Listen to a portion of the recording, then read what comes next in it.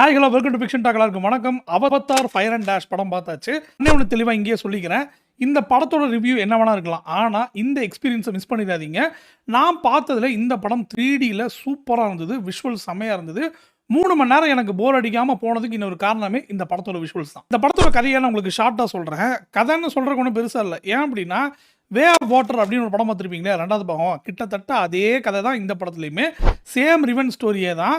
என்ன ஒரே ஒரு சின்ன சின்ன எலிமெண்ட்ஸு புதுசாக வந்து பார்த்தீங்கன்னா, அந்த ஃபயர் கும்பல்லேருந்து ஒரு சில பேர் காட்டுறாங்க. அதில் மெயினாக ஒரு வில்லியை காட்டுறாங்க.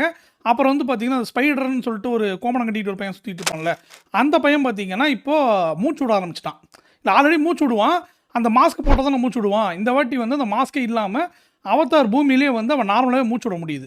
எனக்கு இப்போ இந்த படம் பார்க்கும்போது அடுத்த 2 படத்துக்கான ப்ரிடிக்ஷன்ஸ் தெரியுது. ஏன்னா ஸ்பைடருங்கிற அந்த பையனை பிடிச்சிட்டாங்கன்னா அவனால் மூச்சு விட முடியுது இல்லையா, அந்த எபிலிட்டியை மற்ற ஹியூமன்ஸுக்கும் வர வைக்கிற மாதிரியான சில விஷயம் பண்ணுவாங்க அப்படிங்கிறத எனக்கு தோணுது. ஸோ இனிமேல் இந்த ஸ்பைடருங்கிற அந்த பையனை வச்சு தான் வந்து கதையை ரிவால்வ் ஆக போகுது அப்படிங்கிறது நல்லாவே தெரியுது. இந்த படத்தில் வந்து சவுண்டெல்லாம் வந்து சூப்பராகவே இருந்தது. நான் தான் சொன்னையா, விஷுவலு சவுண்டெல்லாம் பிரச்சனையே கிடையாது.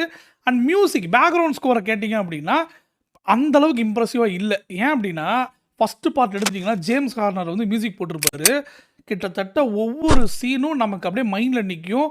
எனக்கு வந்து சில ட்ராக்ஸோட பேரே தெரியும். அந்த அளவுக்கு அந்த மியூசிக் சூப்பராக இருக்கும். ஏவா அப்படிங்கிற ஒரு கடவுளை வந்து கிட்டத்தட்ட முதல் பாகத்துலேருந்து சொல்லிட்டு இருக்கிறாங்க. அதை வந்து காட்டுறாங்க இந்த பாகத்தில்.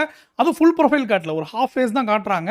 அதுக்கெல்லாம் பேக்ரவுண்ட் ஸ்கோர் எப்படி வந்திருக்கணும். இங்கே பார்த்தீங்கன்னா பேக்ரவுண்ட் ஸ்கோரே பெருசாக இல்லை. ஹார்னரோ இல்லை ஜிம்மரோ இருந்திருந்தாங்கன்னா இந்த இடத்துல செம்ம எப்பிக் மியூசிக் போட்டு தூக்கி விட்டுருப்பாங்க. அந்த மாதிரி எதுவுமே இல்லாத மாதிரி இருந்துச்சு. ஸோ எண்ட் ஆஃப் த டே அதே ரிவெஞ்ச் ஸ்டோரி தான். அடுத்த பாகமும் அதே ரிவெஞ்சாக தான் இருக்க போகுது. ஏன்னா முதல் பாகத்தில் அந்த வில்லன் வந்து பார்த்தீங்கன்னா மனுஷனாக இருந்து பழிவாங்க வந்தாப்புல. அப்புறம் வந்து அவதார் உருவத்திலே வந்தார்.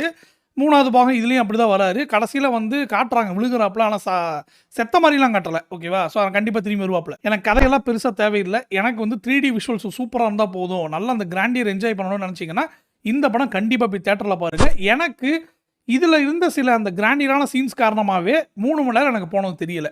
ஸோ மறக்காம செக் அவுட் பண்ணி பாருங்கள்.